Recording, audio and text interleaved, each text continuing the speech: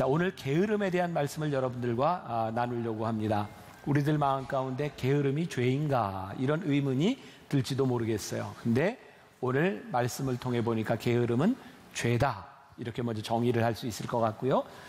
결론적으로 먼저 말씀을 드린다면 이 게으름에 대한 문제를 해결하는 것은 소명에서 해결이 될 수 있습니다. 오늘 여러분 게으름과 소명이라고 하는 것을 먼저 가슴에 딱 담아두고 말씀을 들었으면 좋겠습니다. 게으름이라고 하는 말이 헬라어의 원어에 보면 아케디아라고 되어 있습니다. 대개 이제 헬라어의 아라고 하는 말은 부정적인 의미를 가지고 있고요. 키도스라고 하는 말은 돌보다. 그러니까 아케디아 하니까 돌보지 않는다 이런 뜻입니다. 무엇을 돌보지 않는가? 오늘 우리가 읽은 본문 말씀은 이스라엘 백성들이 그들이 하나님께 드려야 될 제사와 하나님과의 관계를 소홀히 하고 돌보지 않음으로 인하여 왔던 어려움에 대한 이야기입니다. 오늘 6절과 7절 말씀 다시 한번 제가 읽어드릴게요. 우리 조상들이 범죄하여 우리 하나님 여호와 보시기에 악을 행하여 하나님을 버리고 얼굴을 돌려 여호와의 성소를 등지고 또 낭실문을 닫으며 등불을 끄고 성소에서 분향하지 아니하며 이스라엘의 하나님께 번제를 드리지 아니하므로. 그 다음에 이제 어려운 일들이 쭉 나오고 있어요. 그냥 간단하게 이야기를 하면 오늘날로 얘기하면 예배하지 않았다. 그러니까 하나님과의 관계가 깨어졌다. 이런 의미일 것 같아요. 그동안 우리는 죄에 대해서 어떤 잘못된 짓을 하는 것을 죄라고 생각했는데 오늘 이 게으름에 대한 문제를 통해서 우리가 깨닫게 되는 것은 무엇을 하지 않는 것이 죄가 될 수 있다는 것을 우리들이 보게 됩니다. 자, 게으름의 특징을 봅니다. 사람들은요, 많은 것들을 배우려고 하고 이루려고 하는 것들이 있습니다. 그래서 비법을 찾죠. 어떤 비법이 있을까요? 근데 저는 이 게으름은 비법을 찾는 데서부터 시작되는 것이다 라고 생각할 수 있을 것 같아요. 저희 세대에 추석 때가 되면 늘 보는 영화가 있습니다. 뭐냐면 성령 나오는 영화죠. 기억나세요? 아마 이 옛날 추석에 나왔던 제일 유명한 영화가 취권이었던 것 같아요. 기억나세요? 취권? 네, 기억나시죠? 대개 중국 영화의 패턴이 있습니다. 억울한 일을 당하죠. 이제 부모가 죽임을 당하기도 합니다. 그래서 죽을 고비를 넘기다가 무림에 숨은 고수를 만납니다. 그리고 그 사람을 통해 무술을 배우게 되고 복수하는 것. 이게 중국 영화의 패턴이죠. 이 취권이라고 하는 영화도 이렇게 별로 그 패턴에서 벗어나지 않습니다. 주인공 성령이 억울하게 이제 매를 맞고 이제 복수를 하게 되는데 고수를 만나죠. 취권의 대가를 만나게 됩니다. 그런데 뭔가 고도의 무술을 배워야 될 것 같은데 사부가 뭘 시켜요? 계속 물 떠다가 거꾸로 이렇게 매달려가지고 물잔을 가지고 이렇게 옮기는 일을 시킵니다. 기억이 나십니까? 짜증이 나는 거죠. 나는 지금 이걸 배우러 온 일이 아닌데 이걸 왜 시키는가? 근데 나중에 깨닫게 되죠. 어떤 무술을 배워도 기초 체력이 없으면 무술을 배울 수가 없는 겁니다. 그래서 어떤 영화든지 보면 기초 체력을 다지는 것으로부터 시작되죠. 이건 미국의 예니까 저도 잘 이 사람 모르겠어요. 근데 유명한 사람이래요. 미국 켄터키 대학의 전설적인 감독이라고 하는데 닉 파티노라고 하는 농구 감독이 있답니다. 여자 그 고등학교 농구팀을 만들었을 때 최하위에 있던 팀을 우승으로 이끌면서 유명한 사람이 되었어요. 이때 릭 파트노가 썼던 전술은 소위 압박 수비였습니다. 전체가 압박으로 수비를 하고 이렇게 공격하는 것을 통해서 우승을 합니다. 사람들이 이 사람에게 와서 비법을 가르쳐 달라고 합니다. 릭 파트노는 자기가 가지고 있는 모든 기술을 다 보여줍니다. 다 전수합니다. 그런데 다른 팀에서는 되지 않습니다. 왜냐하면 전술이 문제가 아니라 압박 전술을 하기 위해서는 계속해서 뛸 수 있는 체력이 필요한데 체력을 갖추지 않은 사람들에게는 전술이 소용이 없다는 거죠. 비법을 찾는 사람들의 마음 가운데는 대가를 치르지 않으려고 하는 마음이 있습니다. 게으른 자의 특징, 대가를 치르지 않으려고 하는 거예요. 우리 신앙인들 가운데도 영적인 게으름을 가지고 있는 사람들이 있습니다. 우리들에게 가장 중요한 예배, 하나님과의 만남을 소홀히 하면서 우리 가운데 신앙의 뭔가가 잭팟이 터지는 것처럼 터지기를 원하는 마음들이죠. 자, 이 게으름에 대해서 어떤 분들은 나는 이것이 해당되지 않는 사람이다 라고 생각하는 분이 있을지 몰라요. 속으로만 손을 들어보겠습니다. 나는 태생적으로 게으르다. 한번 손 들어보세요. 속으로만. 네. 자, 나는 태생적으로 부지런하다. 손 들어보세요. 꽤 많으시네요. 자, 이 게으름이라고 하는 문제는 어떻게 보면 성격적인 문제일 수도 있겠다는 생각이 듭니다. 이게 과연 죄일까? 저는 태생적으로 부지런한 사람입니다. 일을 열심히 하는 사람이에요. 그래서 오늘 설교 준비를 하면서 저는 적어도 이 문제에 관해서는 자신 있게 얘기할 수 있다. 그런데 차를 타고 가다가 갑자기 이런 생각이 들었어요. 나는 정말 뭐에 부지런한가? 제가 깊이 깨닫게 된 것은 제가 진짜 부지런하고 제가 바쁘게 살아가는 것을 통해서 그것으로 인해서 하나님 앞에 게으른 사람이 될 수도 있겠구나라는 생각이 들었어요. 저는 정기적으로 이런 마음이 들 때마다 제 스케줄을 정리합니다. 딱 스케줄표를 펴놓고 이거 안 해도 되는 것 정리합니다. 이런 일들이 매년 2년, 3년 단위로 반복되고 있다는 거죠. 제 삶을 점검하지 않으면 어느 날 저는 무지무지하게 바쁜데 하나님과 관계없는 일로 바쁠 수 있는 내 자신을 발견하게 됩니다. 여러분, 우리들의 삶에 제일 바쁜 일들은 뭘까요? 우리들이 정해놓은 우선순위죠. 우리는 그 일에 열심합니다. 그런데 그것이 하나님 앞에서 부지런함과 영적인 부지런함이 맞지 않을 때 우리는 영적인 게으름을 만나게 되는 거죠. 여러분, 우리들이 지금 무엇을 하고 있는가, 무엇에 열심인가, 그것이 중요한 것이 아니라 우리들이 무엇에 열심인가, 그리고 그것이 혹시 하나님 앞에서 게으름은 아닌가, 이것을 우리들이 보아야 되는 문제입니다. 그러면 영적인 게으름의 문제는 무엇일까요? 오늘 본문 말씀 역대하 29장 7절 가운데 이런 말씀이 있어요. 번제를 드리지 아니함으로. 자, 번제를 드리지 아니했다. 쉽게 얘기해서 예배를 드리지 않았다. 예배 드리지 않는 것의 문제는 무엇일까요? 하나님과의 소통이 끊어진 겁니다. 여러분, 우리 크리스찬들에게 가장 불행한 일이 무엇일까요? 하나님의 소리가 들리지 않는 거예요. 사무엘상 1장부터 4장까지에 보면 그 엘리 제사장에 대한 이야기와 사무엘이 태어나게 된 이야기가 나옵니다. 당시 엘리 제사장이 있었던 때를 성경은 뭐라고 이야기하냐면 그때는 하나님의 말씀이 희귀한 때였다. 자, 여러분들에게 물어볼게요. 하나님이 말씀을 하지 않으셔서 말씀이 희귀했을까요? 하나님의 말씀을 듣지 못해서 희귀했을까요? 하나님은 어제나 오늘이나 내일이나 동일하신 분입니다. 그런데 그때 말씀이 희귀했다고 하는 것은 하나님의 말씀이 들리지 않았다는 거예요. 의사소통이 이루어지지 않았다는 거예요. 엘리 제사장이요, 그 당시에 한나가 성전에 와서 기도를 하죠. 자식을 갖지 못한 것 때문에 얼마나 슬펐는지 울면서 기도할 때 엘리 제사장이 뭐라고 얘기해요? 이 여인이 낮부터 술 취했구나 라고 이야기를 합니다. 여러분, 하나님의 말씀이 들리지 않으면 우리들에게 가장 치명적인 것이 있는데 뭐냐면 영적 분별력이 사라지는 겁니다. 게으름이 무서운 것이 뭔지 아세요? 우리들에게 영적 분별이 없는 겁니다. 엘리는 하나님의 말씀이 희귀해지고 나니까 그의 자식들이 죄를 짓는데 자식들을 경책하지 않습니다. 결국 사무엘상 4장에 가서 보면 아들 둘이 전쟁에 나가 죽습니다. 아들 둘이 전쟁에 나가 죽었다는 이야기를 듣고 엘리도 넘어져 죽습니다.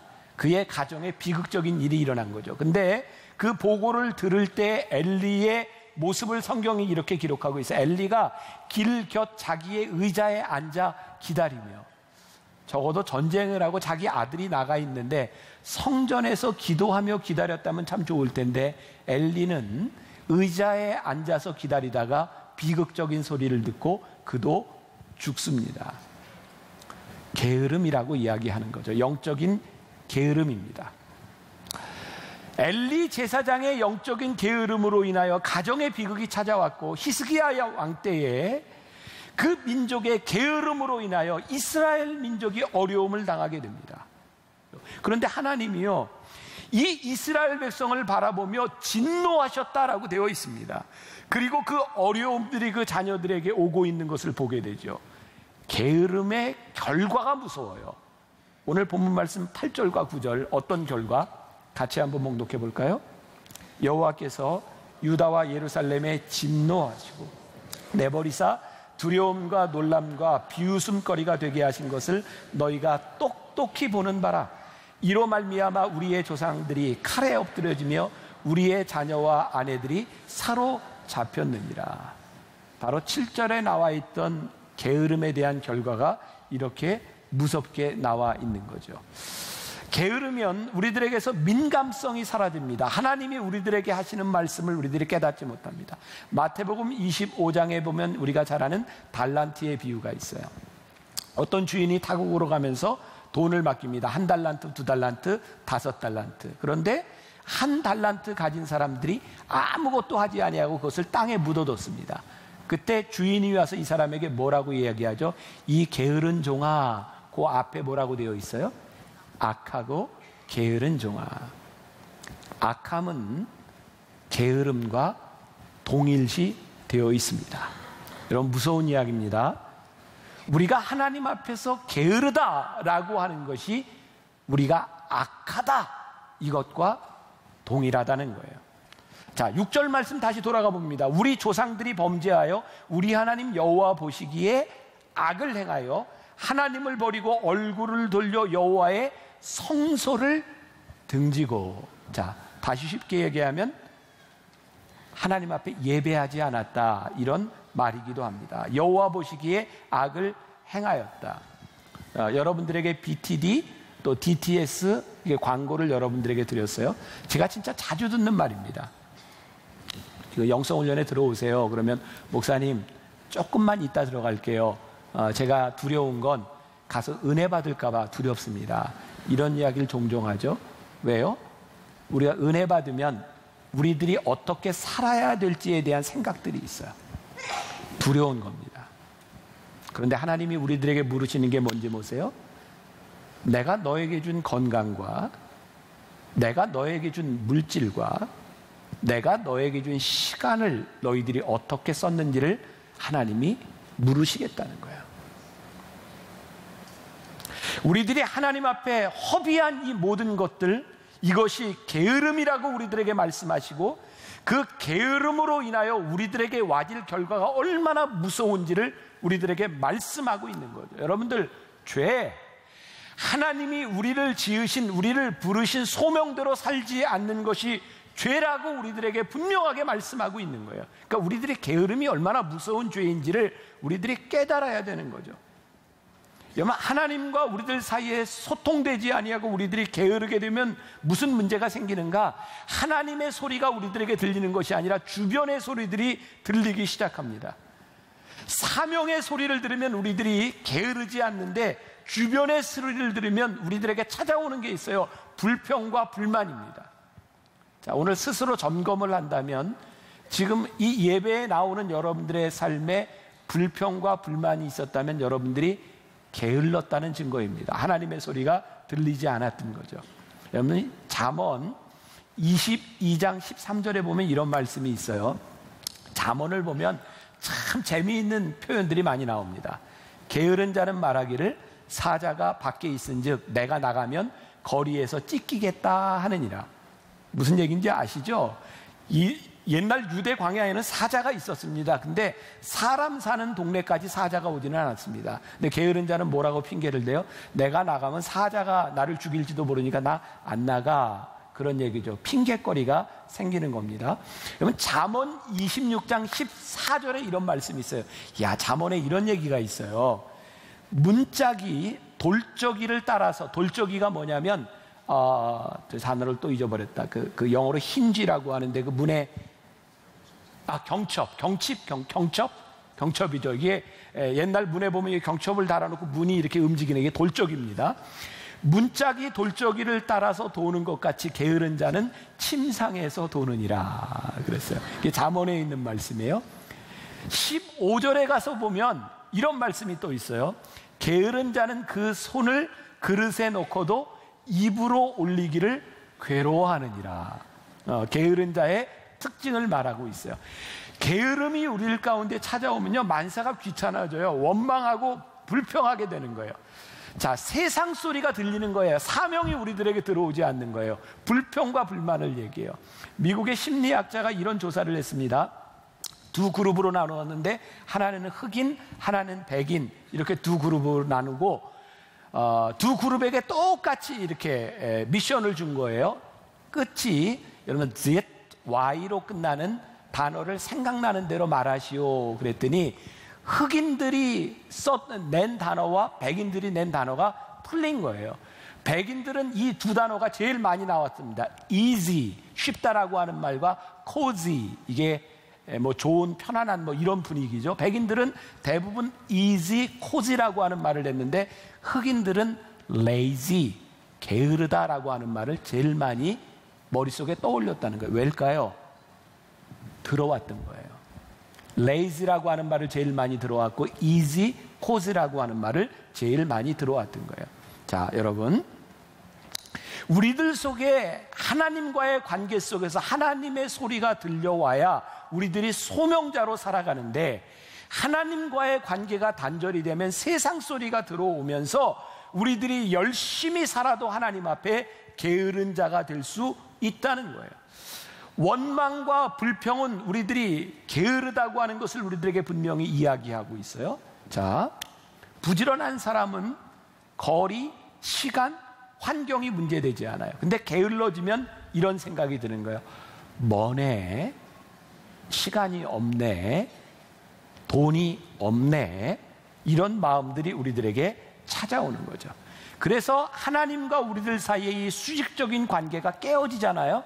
그럼 어떤 결과가 오냐면 우리들 사이의 수평적인 관계가 깨어지기 시작합니다.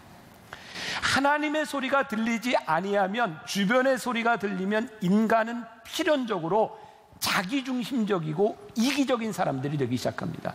저는 가정이 깨어지고 여러분들 친구 관계가 깨어지는 대부분의 문제들은 하나님과의 관계의 깨어짐부터 옵니다.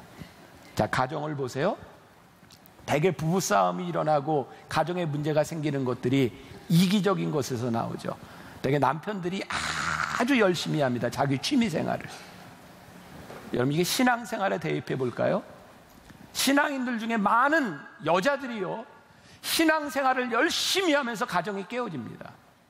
근데 그 속내를 들여다보면 신앙생활이 하나님 앞의 생활이 아니라 내가 하고 싶은 일들을 교회에서 열심히 할 때가 있습니다. 왜? 그렇게 하면 내가 스트레스가 해소가 되고 내가 여기에서 성취감을 느끼기 때문이죠. 내면을 들여다보면 지극히 이기적이고 자기중심적인 열심들로 인하여 관계들이 깨어지고 있는 거예요. 그러니까 우리들이 하나님 앞에 이 관계가 단절된다고 하는 것이 얼마나 무서운 일인지 몰라요. 자, 이제 우리들에게 중요한 미션이 생겼어요. 어떻게 이 게으름의 문제를 극복할 수 있을까? 오늘 우리들이 배워야 되는 겁니다. 자, 오늘 말씀 11절에 결론적으로 나와 있는 거죠. 내 아들들아, 이제는 게으르지 말라. 여호와께서 이미 너를 택하사 그 앞에 서서 수종들어 그를 섬기며 분향하게 하셨느니라. 다시 예배로 신앙으로 돌아오라는 거예요. 자, 여기까지 우리가 지금까지 몰랐던 이야기를 제가 하나도 하지 않았어요. 여러분들 신앙생활하면서 수없이 들었던 이야기들이에요. 문제는 뭐냐면 그것이 우리들의 삶에서 어떻게 적용되고 내면화되느냐에 대한 부분이죠. 11절에 이런 구절이 있어요. 이미 너희를 택하사. 하나님이 우리를 택하셨다고 하는 것이 뭐예요? 소명에 대한 부분이죠. 매튜 폭스라고 하는 신학자가 이렇게 말을 했습니다. 게으름의 처방이 무엇인가? 게으름의 처방은 부지런해지자는 결심이 아니라 게으름을 치료하려면 당신 안에 있는 불꽃을 다시 발견하라. 그리고 그 불을 태워라 라고 말을 하고 있어요. 자, 출애굽기 3장에 보면 모세가 하나님 앞에 불리움을 받는 장면이 나와요. 이렇게 불이 있는데 타지 않는 가시나무 불꽃 가운데서 그를 부르시는 하나님을 발견하게, 모세야 모세야. 그리고 하나님이 모세에게 미션을 주셨어요. 소명을 주셨어요. 그때 모세의 직업이 뭐였죠? 이때 양을 치고 있었어요. 미디안 광야에서 애굽 사람을 죽이고 피신하여 미디안 광야에서 양을 치고 있었어요. 그런데 도망하기 전까지 모세는 애굽에서 어떤 지위를 가지고 있었죠? 왕자의 지위를 가지고 있었어요. 그러니까 모세는 리더십에 대한 교육을 많이 받았을 겁니다. 왕이 되는 교육을 받았을 겁니다. 그런데 양을 치고 있는 거예요. 여러분들에게 한번 물어봅시다. 애굽에서 모세가 받았던 리더십 교육이 양을 치는데 얼마나 쓰임이 되었을까요? 양을 어떤 리더십으로 먹였을까요? 생각해 보세요. 모세 안에 있었던 그가 배웠던 하나님이 그에게 주셨던 인생의 40년의 너무나 소중한 시간들이 그에게 쓰임받지 못하고 있었던 거예요. 그는 양을 치고 있었어요. 그런데 그곳에서 하나님의 불리움을 받고 내가 너를 이스라엘을 구원하는 리더로, 지도자로 너를 쓰겠다라고 말씀하시는 순간, 그 속에 소명이 들어오는 순간 그가 40년 동안 왕자로서 배웠던 모든 일들이 그 안에서 일어나기 시작하는 거죠. 소명의 불꽃이 그에게 타오르기 시작하는 거죠. 여러분, 우리의 인생의 문제가 무엇인지 아세요? 우리들이 열심히 살아가는 것이 문제가 아니라, 모세도 열심히 양을 치고 있었는데 문제는 하나님께서 그 속에 주셨던 열정과 그의 사명이 그 속에서 타오르지 못하고 있었던 거예요. 소명이 회복되면 우리의 가슴이 타오르기 시작합니다. 하나님이 우리를 쓰시기 시작하는 거죠. 그리고 우리들 속에 열정이 타오르기 시작하면 어떤 현상이 일어나는가? 우리들의 삶이 전략적으로 바뀌기 시작해요. 자, 기억하세요. 소명이 우리들 가운데 들어오면 우리들의 삶이 전략적이 된다. 자, 제가 지금 하는 이야기는 여러분들 자녀들에게 좀 이렇게 써보시면 좋을 것 같아요. 어린아이들에게, 후배들에게 이런 얘기 해주세요. 서양 속담입니다. 바보들은 매일 결심만 한다. 바보들은 매일 결심만 한다. 전략적이지 않다는 거예요. 우리들에게 이 삶의 소명과 패션이 들어온다고 하는 것은 우리들의 삶을 전략적으로 만드는 거예요. 제가 지난주에 일본에 재팬 코스타에 갔는데 어떤 목사님이 이런 설교를 하더라고요. 소원을 가지는 것과 우리들이 뜻을 세워서 살아가는 것은 다른 일이다. 이렇게 예를 드는 거예요. 어떤 사람이 길 가다가 멋진 차가 지나가요. 뭐 벤틀리 좋은 차가 지나가요. 와, 나도 저 차 타고 싶다. 소원입니다. 그런데 휴지를 모아 파는 사람이고 리어커를 밀고 다니는 사람인데도 어떤 조그만 차를 하나 보고도 내가 저 차를 타고 싶다라고 해서 끝나는 것이 아니라 저 차를 타고 싶기 때문에 돈을 모으기 시작하고 전략을 세우기 시작할 때 그 사람이 전략적이 되는 거예요. 여러분, 게으른 사람은, 바보는 생각만 합니다. 그러니까 우리들 속에 소명이 들어왔다는 증거는 우리들의 삶에 전략이 생기기 시작했다는 거예요. 그리고 전략이 우리들 가운데 생기면 우리들에게 특징이 하나 있는데 우리들의 삶에 집중력이 생기는 겁니다. 그래서 게으름을 극복하게 하는 것, 소명과 그리고 열정과 집중력이에요.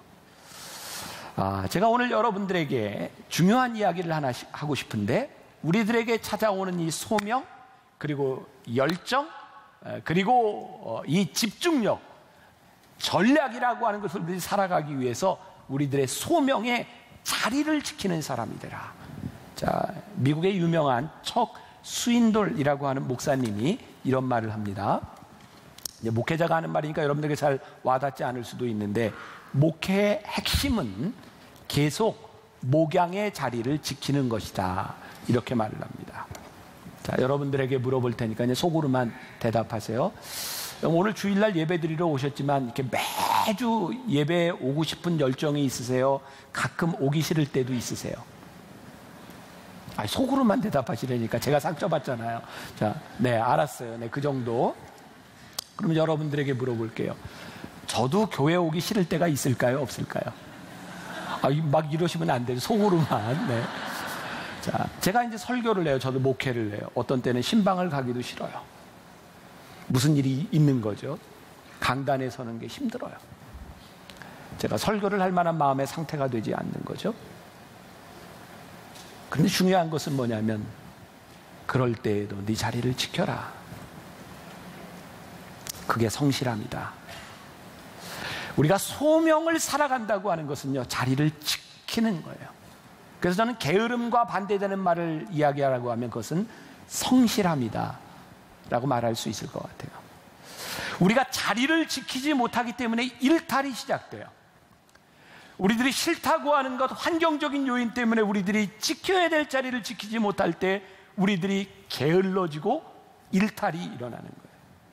전 개인적으로 그냥 목회를 하는 목회자의 입장에서 제일 고마운 교인들이 누군지 아세요? 자리를 지켜주는 분이에요. 그분들에게도 여러 가지 일들이 있겠죠.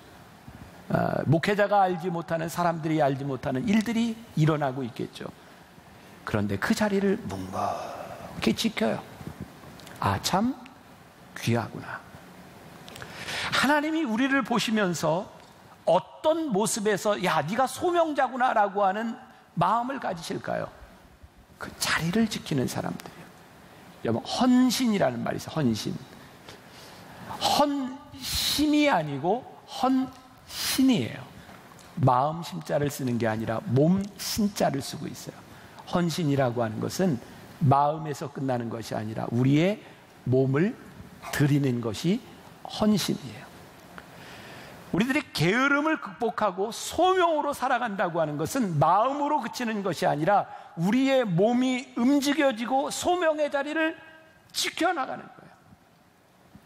한옥 목사님이 쓴 아멘 다음이 중요하다라고 하는 책에 보면 이런 말이 나요. 하루에 한 걸음씩 나아가자. 게으름을 극복하는 신실함이라고 하는 것은 한 걸음씩 나아가는 것이다. 예를 들어 이런 거예요. 내가 하나님 앞에 평생 기도하고 살아가겠습니다 라고 결심하기 전에 오늘 새벽부터 나가세요. 내가 하나님 앞에 평생 남의 험담을 하지 않고 살아가겠습니다라는 거창한 목표를 세우기 전에 오늘 하루라도 입 닫고 살아보세요. 내가 평생 거룩하게 살아가겠습니다라고 하는 거창한 다짐보다 오늘 하루를 유혹에서 이길 수 있도록 살아가 보라는 거예요. 한 걸음 한 걸음. 유대 전승에 의하면 노아가 방주를 만드는데 120년이 걸렸는데 하나님께서 방주를 만들어라 라고 이야기하였을 때 노아가 처음으로 한 일이 무엇이냐면 나무를 심는 일이었다는 거예요. 어떤 위대한 일이 시작된 것이 아니라 처음 나무를 심음으로 인하여 그 나무가 자라고 노아의 방주를 만들어가는 거죠. 우리가 게으름을 극복하고 살아가야 되는데 문제가 뭐냐면 우리는 너무 위대한 일을 꿈꾸며 비법을 꿈꾼다는 거예요. 아니요, 성실함과 신실함과 우리를 향한 부르심에 우리들이 어떻게 응답하느냐, 그것이 우리를 성실하게 만들어주는 거예요. 베드로후서 1장 5절 말씀에 보면 그러므로 너희가 더욱 힘써 너희 믿음의 덕을 더하라 라고 되어 있는데 어떤 역본에 보니까 여기를 이렇게 해석을 하고 있더라고요. 너희 믿음의 결단을 더하라. 자, 보세요. 우리는 믿는다 이런 말을 잘해요. 믿습니다. 근데 믿고 또 결단도 해요. 근데 그것을 더하라는 거예요. 이게 무슨 의미일까요? 너희들이 믿음으로 결단한 일을 더해서 습관으로 만들어가라. 우리가 많이 들었던 얘기, 거룩한 습관을 가지는 거예요. 우리가 게으름을 이기고 소명자로 살아가기 위해서 우리들에게 정말 중요한 것이 있는데 어떻게 하면 한 걸음 한 걸음 우리들이 거룩한 습관을 만들어 나가는가. 오늘 여러분들에게 이 결단이 딱 세워져야 되는 거예요. 오늘 죄에 대한 마지막 시리즈를 우리들이 지나가면서 우리들에게 이 소명의 이 결단들이 세워지고 이것이 거룩한 습관으로 만들어질 때 우리들에게 와지는 특권이 있어요.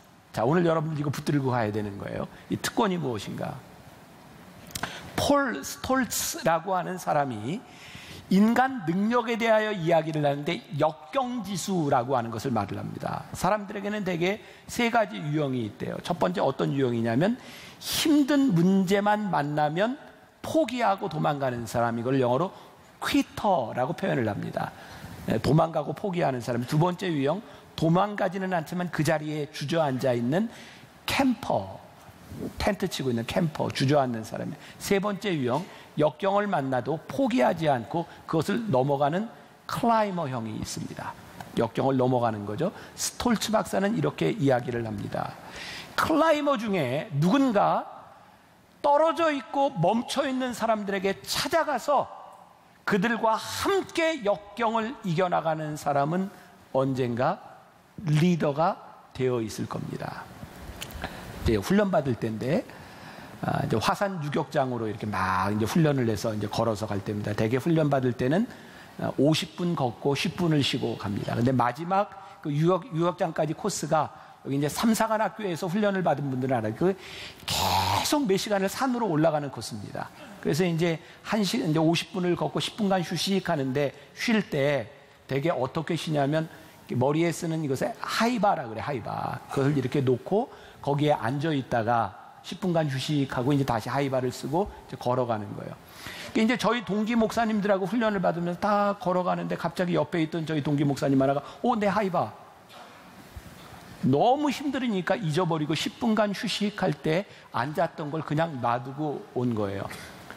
누군가 찾아가서 50분을 밑으로 내려갔다 와야 되는 겁니다. 얼마나 힘든 일이에요. 그때 제가 그 목사님하고 나하고 같이 갑시다. 벌써 멋있어지지 않아요? 그래서 이제 그 목사님하고 50분을 그 힘든데 내려가서 하이바를 이렇게 찾아가지고 올라갔어요. 물론 제가 사람은 다 똑같다고 생각합니다. 어떻게 흔쾌히 할 수 있겠습니까? 힘든 거죠. 그런데 제가 한 가지 분명하게 제 인생에서 이렇게 살아왔던 삶들을 보면 제가 이렇게 앞에 나서고 이러는 것이 아니라 그래도 제가 할 수 있는 선에서 어려운 일이 있는 친구가 있으면 제가 같이 가줬던 것 같아요. 그리고 같이 이렇게 와줬던 것 같아요. 그래서 저를 기억하는 사람이 목사님은 리더였죠. 그래서 제가 오늘 말씀을 준비하면서 깨닫게 된 게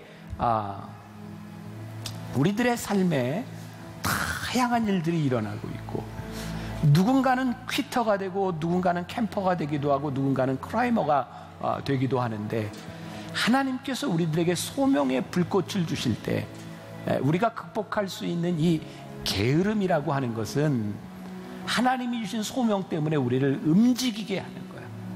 헌신, 우리의 몸이 움직여지는 거예요.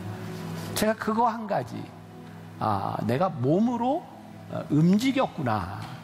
제가 오늘 여러분들에게 이렇게 이제 부탁도 하고 싶고 여러분들의 인생에 제가 도전도 주고 싶은 것이 뭐냐면 우리들이 돈이 많아서 우리들이 체력이 좋아서 그런 리더가 되는 것이 아니라 하나님이 여러분들을 부르신 그 부르심 때문에 우리들이 헌신할 때 어느 날 보니 내가 리더가 되어 있는 거예요. 이건 세상적인 리더를 말하는 것이 아니에요.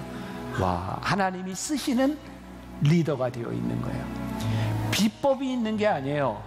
우리가 그 삶을 꾸준히 살아가는 거예요. 한 걸음 한 걸음 성실하게 우리의 자리를 지켜나가는 거예요. 전 개인적으로 여러분들이 제가 제 자리를 지키는 목사였으면 참 좋겠죠. 저 그런 목사였으면 좋겠어요. 전 어디 가도 딱 제 마음에 소원 한 가지.